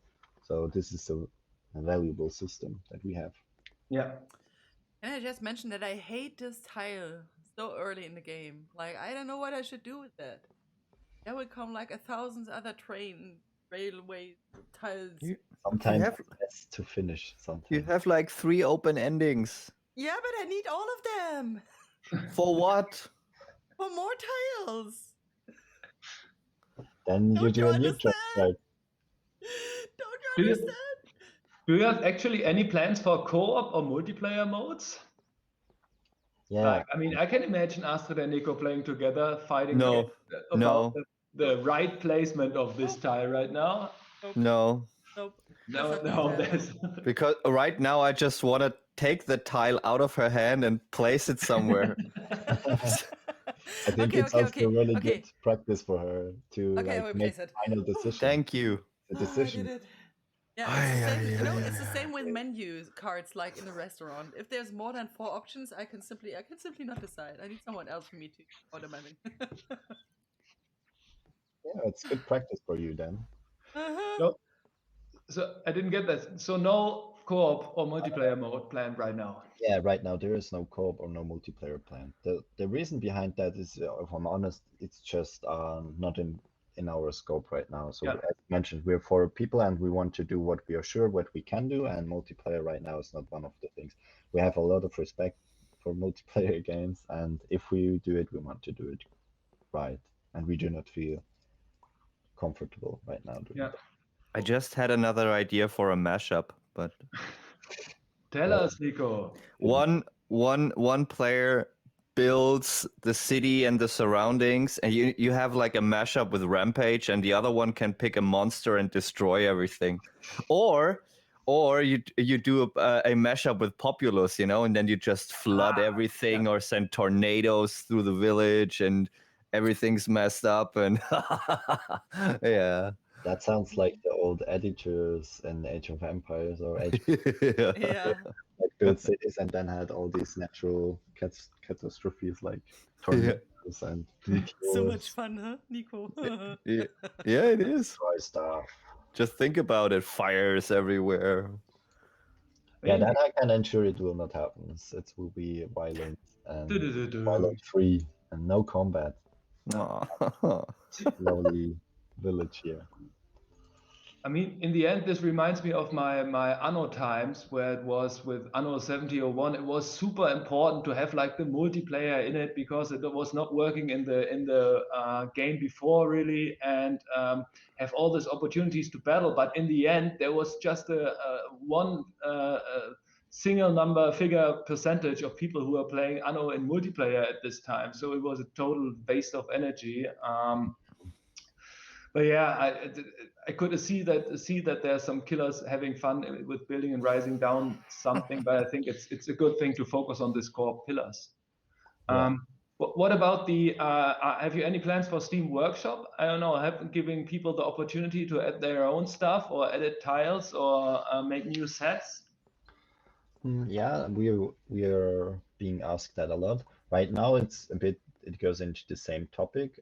We have just this limited amount of time and resources, which is our time right now, where we can do stuff. And this is one of the points where we think we would do it in a poll system or something like that. So if a lot of people really, really want to do that, we could imagine ourselves, if the game is fully released, maybe implement those features to also maybe ensure a bit more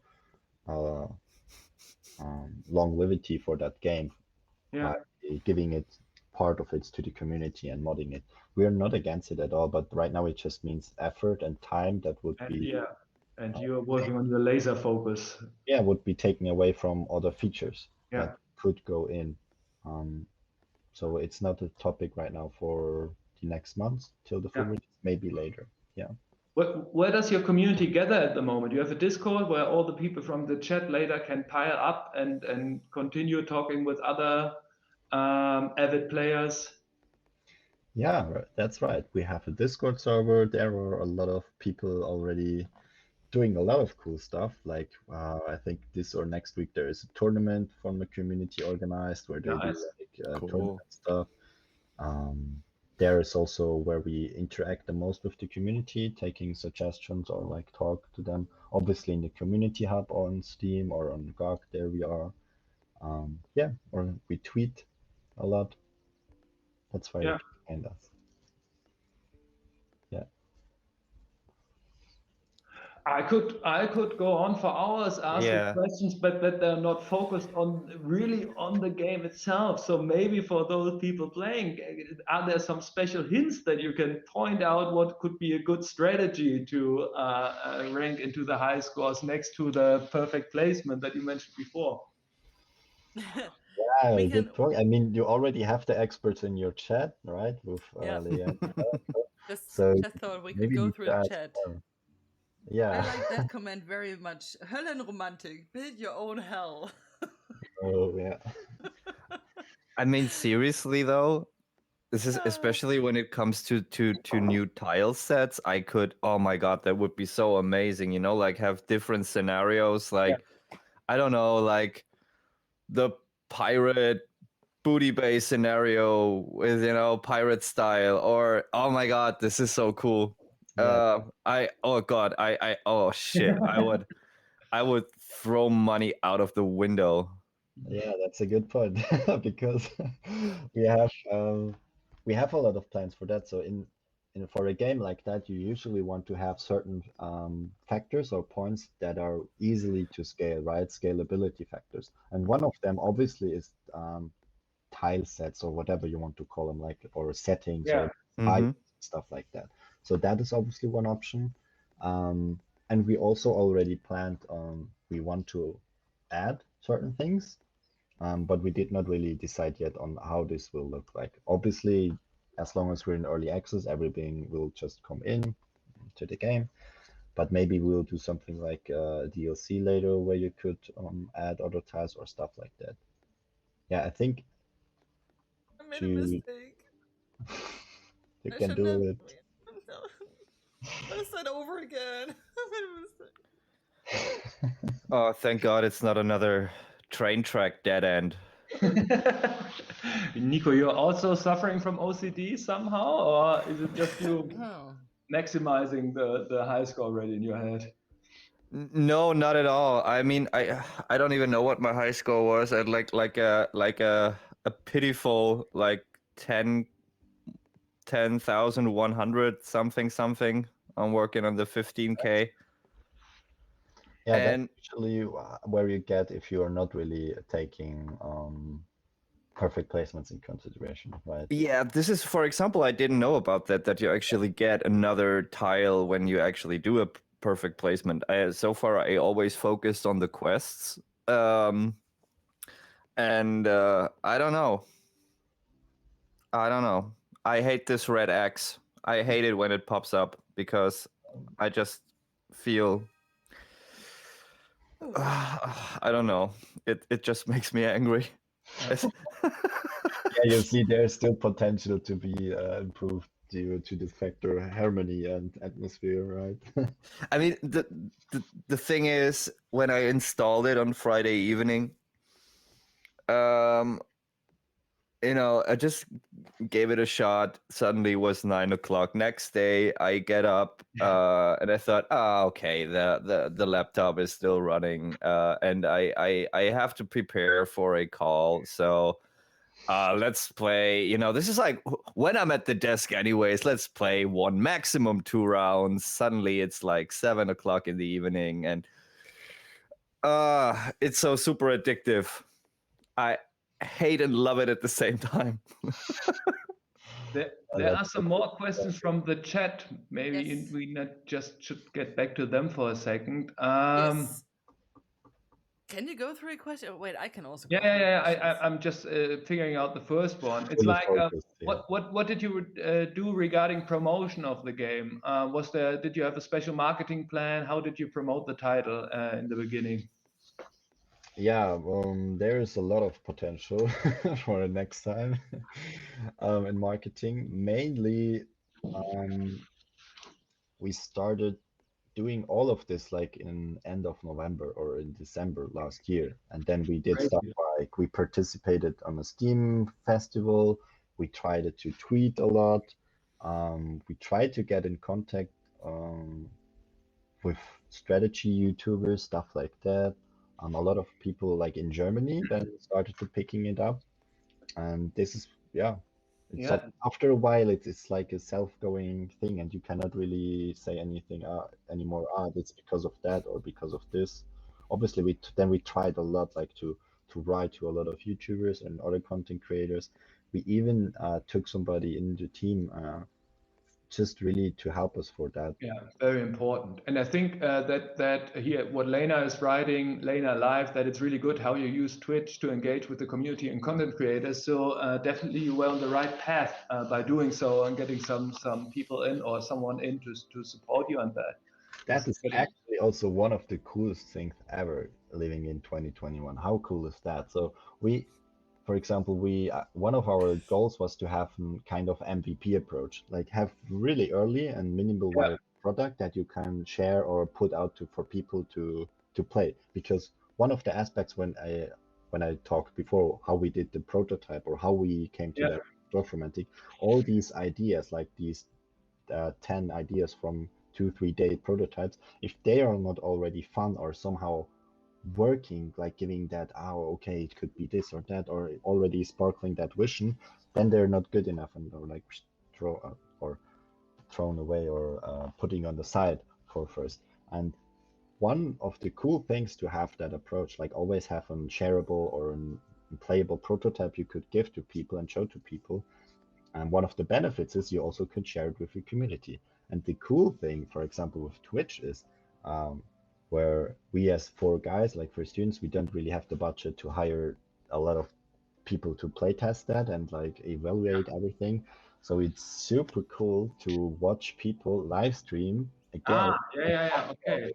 And even a lot of people do it for the first time, and then they're like, shit, it's not working or whatever. And then we can analyze, okay, did not understand that concept really good, or okay, we need to communicate that better, or that's unclear, and then we also interact with them when we talk, okay, did you know that that's a thing or this? And then they're like, no.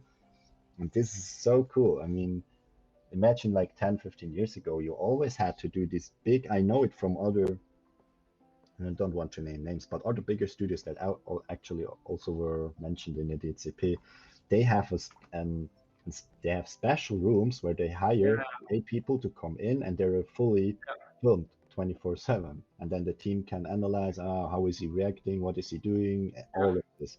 And Twitch is so cool because you can everyone can do it now.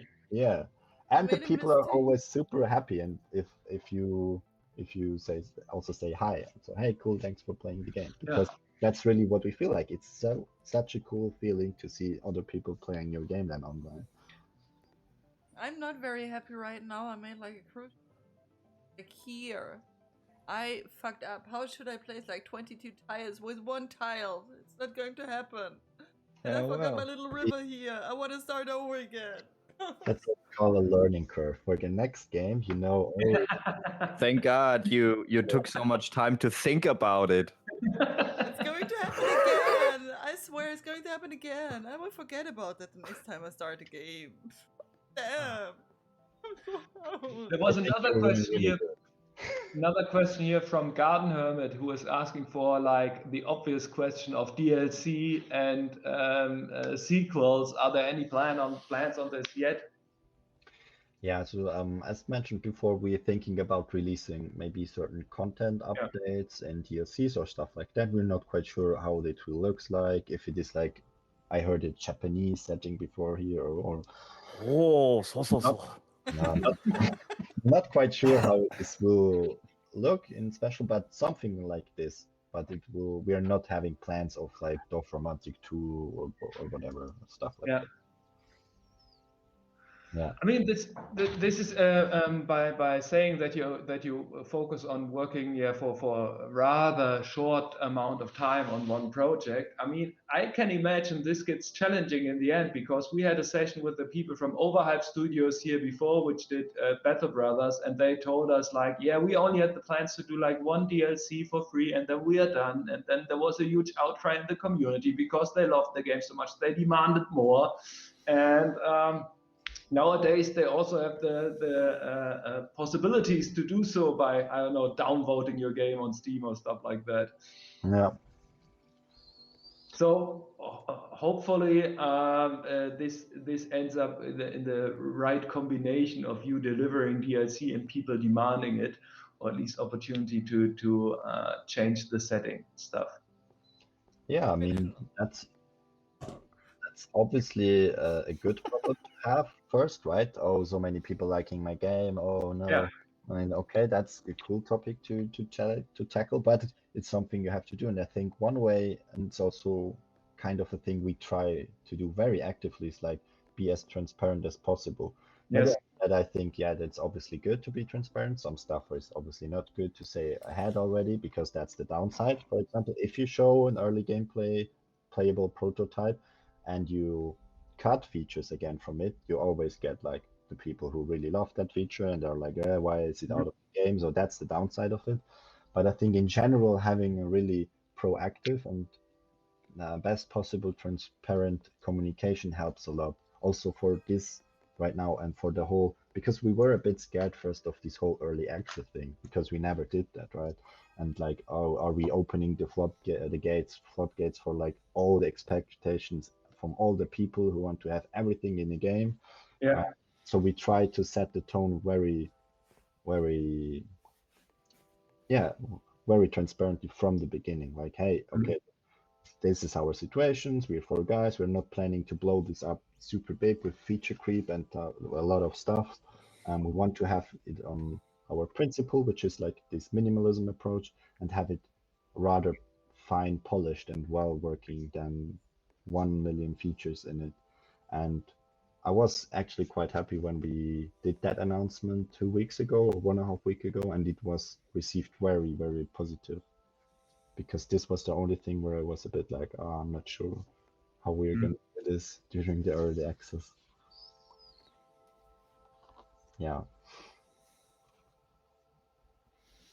Astrid, satisfied now with your masterpiece? Nope. Any mistake. Hard. It's really good practice for you, I think. But I still believe I've never been that peaceful and calm in any Let's Play. Yeah, right. No outcries of... No cussing, no cursing. That's great. Maybe the creative mode's even more your thing. Then you have to worry less about these things, and you can like fully immerse on the harmony and the relaxation. Arr. Yeah, whatever you want. I mean, we have to stream until I've finished my pile, right? Sure. Only 40 to go. Which might be a good point for me to tell you that I actually need to drop out at this point, because I actually have a call coming up. Oh. We're going to miss you, Nico. I mean, it's not like Astrid would notice, I guess, if I just left. No, that is not fair. That is not fair. No, I mean, I would actually understand it. She's focused. Yeah, I mean... But it was a pleasure to have you on board, Nico. Anytime, welcome again. Yeah, hope to talk to you soon again. Yeah, absolutely. I mean, just double check the mail that I sent you whenever you got time.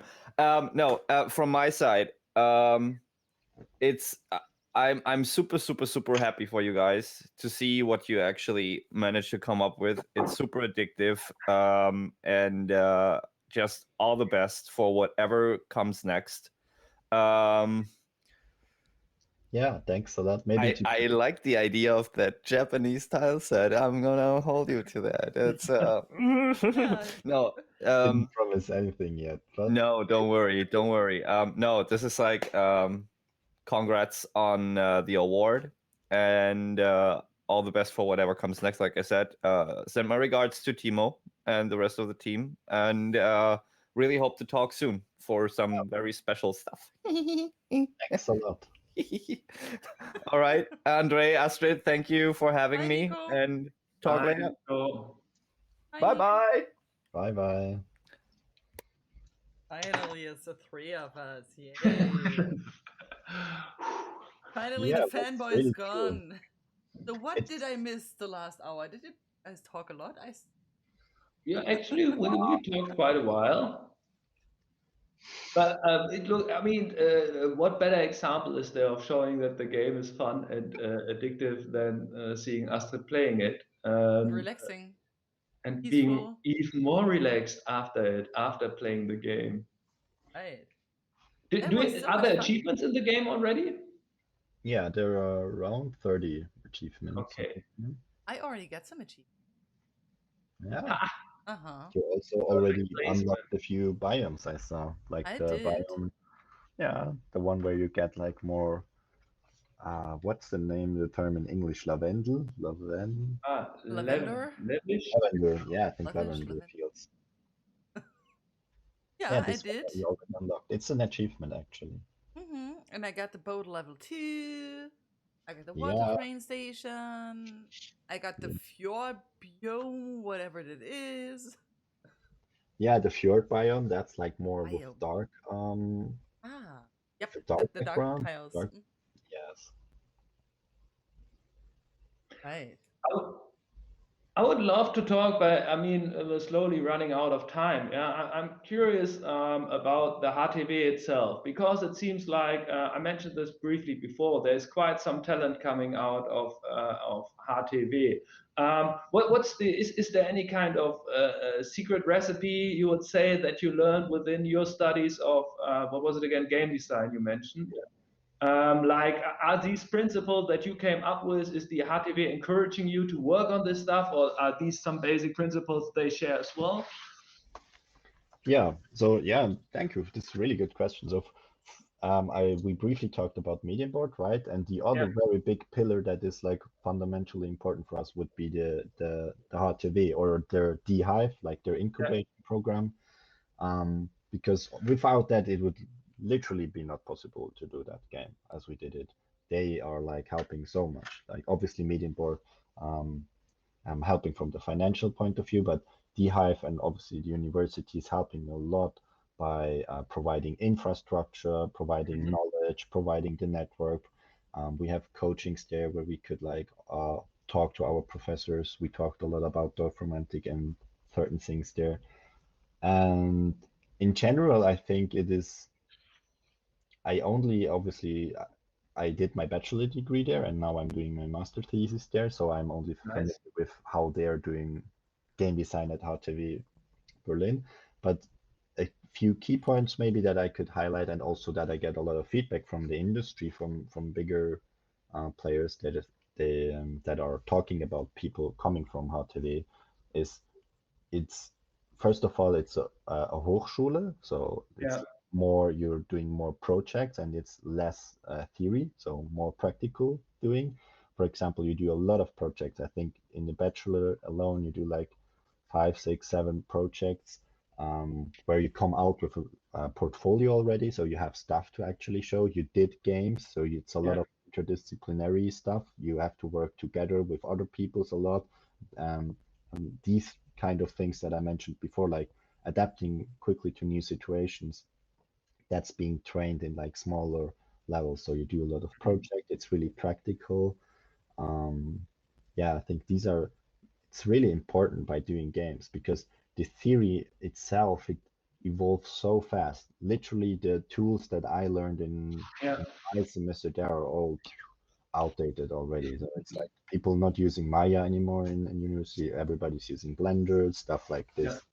So it's more important to have these other key values trained very good. So how to work with people, for example, one topic that's really important that a lot of people say like, yeah, of course, it's like giving and receiving feedback or criticism. I think this is a really important point that is valued highly in at HVD Berlin and also trained a lot. And for us, it's such a natural thing to get better by providing and receiving feedback.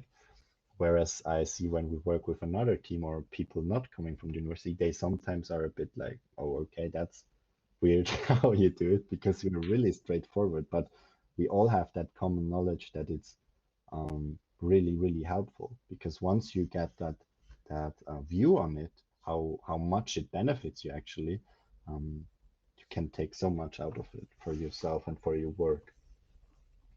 Yeah. Yeah.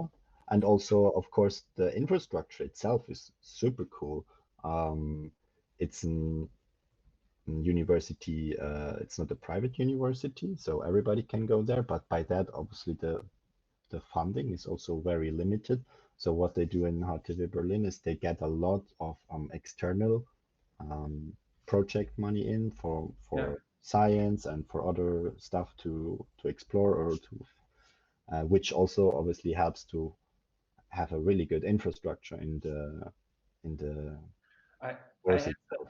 I had the chance to visit the D-Hive, but it was still in the building process. And I can say, even if it's Adlershof, which is a bit outside of the center of Berlin, the place is lovely and super well designed or top-notch designed. I mean, I just can remember the noise canceling ceilings that you have over there, which is like, it's a great thing that helps on, I think, on having a good working environment, stuff like that. Yeah, it's amazing. It's also due to the fact that there are very passionate people behind it, right? The Professor Susanne Brandros or Thomas Bremer, both, they are very involved in the whole process, and they do a lot of that stuff they wouldn't need to do, like just as their job as a professor or doing their thing.